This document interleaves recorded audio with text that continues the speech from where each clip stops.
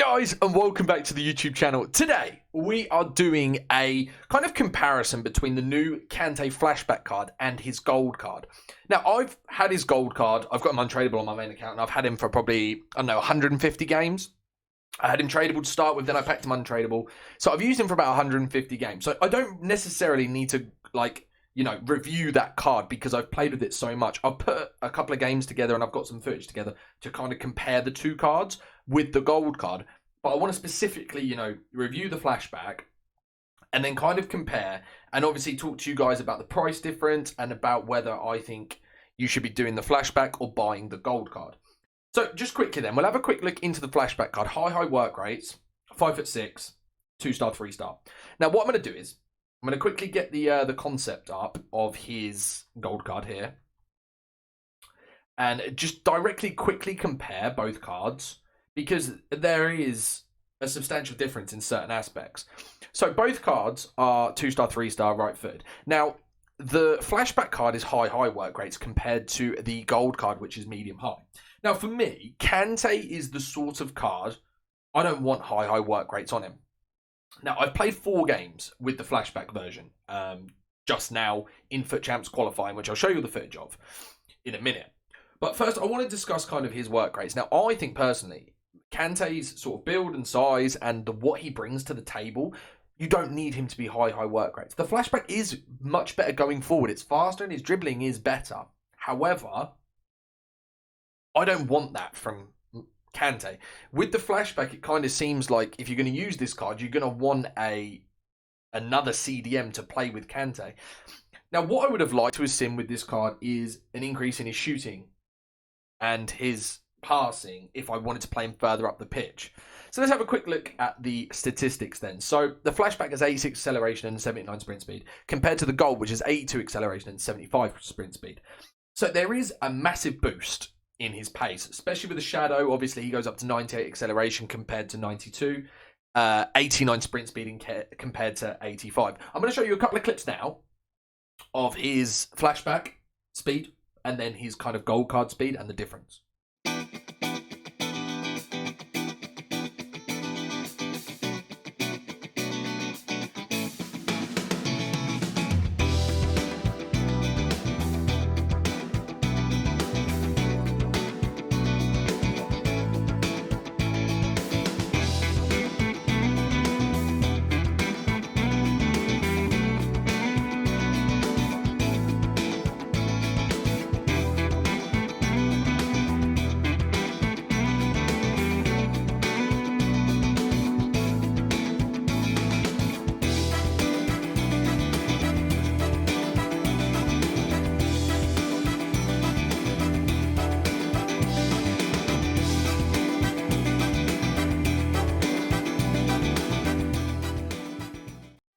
I mean, like, the pace on this Kante is going to be so much different. He is going to be a lot quicker.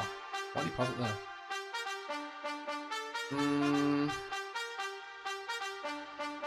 I don't know if the flashback Kante is making that pass. And to a degree, I've just lost the ball, right? And then this is where I can pull Kante back and cover the angles. Whereas I feel like in these high work rates, I feel like he's going to get too far forward. I feel like if you're running this Kante high, the new card, you're kind of going to want to have an actual CDM next to him.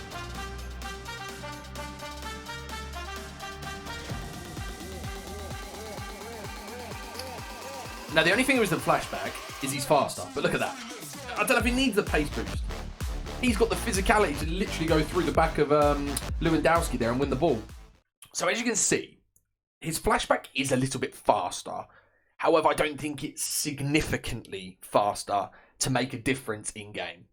And I just don't see that being that much of an impact on this card. Now, the shooting is absolutely identical. And I'm thinking, if I'm playing this card high, box to box, I want better shooting with this card. Like, he still can't shoot. He's still 2-star, 3-star. He doesn't really give you much of an attacking threat. Now, so he does get involved in the play really well. However, like, the end product isn't there in terms of his shooting because it's exactly the same. And his passing is worse. So when you're trying to look for that final threaded pass, in your opponent's third, the Flashback doesn't have that additional passing ability, which is a bit of an issue.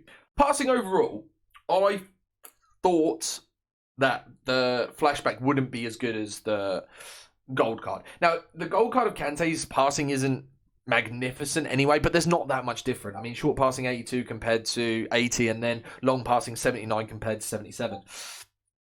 I'll be honest with you, I didn't feel much difference in the passing. They both were pretty good, and they'd give the ball away in certain situations as well if the pass wasn't on. The pass does need to be on with either of these cards. There wasn't much of a difference in the passing, being truthfully honest. In terms of the dribbling then, the gold card 82 agility compared to 85 for the Flashback, 92 balance compared to 93, 93 reactions compared to 94, 81 ball control compared to 84, 80 dribbling compared to 79, and then 84 composure on both cards. Again, not much of a difference. The dribbling on the Flashback card did feel a bit better in game, and he did turn that little bit quicker as well, it seems. But again, there's not much in it. So I don't feel like the dribbling and the pace, and obviously the increase in passing, is enough to warrant this card being any better than the gold card. Now, the biggest thing for me is the defensive and physical stats. If you are using Kante, you want him sitting in front of your back foot, and it's the strength and aggression that makes this card so good. If we compare these two cards right now, interceptions at 91 compared to 92 on the Flashback card, which is the only kind of stat that's better. And then defensively, heading accuracy doesn't matter. Defensive awareness 82 compared to 90. Stand tackle 87 compared to 93. Slide tackle 82 compared to 86. That is a monumental drop from his gold card to the Flashback version. For me, defensively, his gold card is phenomenal. And then the stam on the gold card is 79 compared to 78. Doesn't matter. Strength is 72. That's a 6 decrease on his Flashback. And the aggression, a 13 decrease. That is what Kante is renowned for. In your team, if you used Kante's gold card, he just literally dominates people. And he'll come in from behind, and his aggression strength just pushes him through, and he wins the ball from behind. His Flashback card did not do that. His Flashback card was kind of held off, didn't make the challenges that I'd want him to make, and it just wasn't good enough defensively. What I'll do is now, I'll show you some clips of his Flashback. Like I said, just played 4 games with him. Did pick up an assist. I want to show you some clips now of his defensive abilities, let's say. Let's do that now.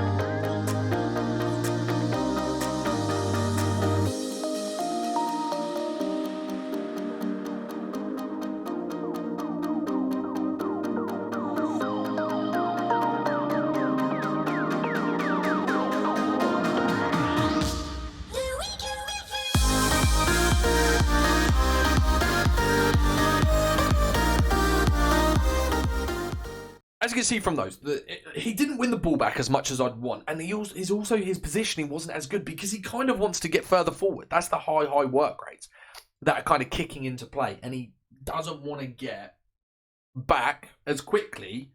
He is high, but he also wants to get forward at the same time. Whereas the medium-high gold card just stays back. That is what you want for a central CDM. And that's what I would want. And that's why I think the gold card is much better than the Flashback. Now, I'm going to quickly hop onto my main account now and go into the gold Kante. Just go into a few more details about the gold card. Okay, I'm back onto my main account. And as you can see with the Kante, obviously I played 53 games with him, this gold card. I have him untradeable. And I did kind of highly consider whether I was going to change to the Flashback version from the gold card. Now, what I want to do is I just want to show you some clips now. They will have some voiceover in it because I recorded this live on stream earlier of his defensive stats. and what he does for you as a DM rather than a going forward attacker. Let me show you that now. See, I feel like him having high work rates on his second card. Watch him in the middle here, right? The way he's sprinting back. He actually defends as a CDM. Whereas when he's high, I don't know if he's going to have as much drive to get back or not. Shadow for sure, Joker, especially on that flashback version. Again, perfectly positioned. And then a nice ball out there to Stoichkov. And to a degree, I've just lost the ball, right? And then this is where I can pull Kante back and cover the angles. Whereas I feel like if he's high work rates, I feel like he's going to get too far forward. I feel like if you're running this Kante high, the new card, you're kind of going to want to have an actual CDM next to him. Compared to Kante usually being the CDM. It's a bit of a weird one. Now, the only thing with the flashback is he's faster. But look at that. I don't know if he needs a pace boost. He's got the physicality to literally go through the back of Lewandowski there and win the ball. Wins the strength battle. Like, he's very, like, you know, I just don't, like, that's the aggression stat coming into play there and the strength. And I just don't think that having a massive reduction in strength and aggression like the flashback has, is going to be anywhere near as effective. It's not going to feel like a Kante card. So for me, I would never recommend the flashback over Kante. Now, it does depend what you want. Now, this flashback card is much more of like a box-to-box card, but it doesn't have any shooting threat or any like final third. It doesn't give you anything in the final third. It's kind of like Xavi, although Xavi has much better passing and not as good defending, let's say. But this Kante, this gold card, is your rock, and he's, in my opinion, one of the best gold cards on the game, especially in the midfield area, probably the best. And this flashback is not there. Now, the flashback costs 292,000. The gold card is 400k. If you're doing it with fodder, if you don't already own Kante and you're doing it with fodder, the flashback card is still good. Don't get me wrong. But is it better than the gold card? No.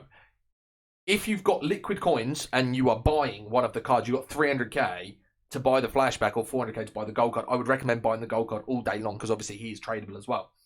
This gold card has taken a drop because everyone sold him because they think, oh, I'll do the flashback. I think the gold card will rise again in price because he's much better. This flashback Kante card you will see in people's teams for a couple of weeks. Kante's gold card will be in people's teams until Team of the Year. That's the difference in quality between these two cards, in my opinion. Like I say, I've played over 150 games with Kante's gold. I just played 4 games with his flashback, and I've noticeably noticed the difference between those two. So my final analysis is going to be, which card is better? It's going to be the gold card. If I recommend a card to use, it's going to be the gold, and I would be buying the gold if I were you. Unless you're doing it with pure fodder, I'd 100% be looking at Kante's gold card.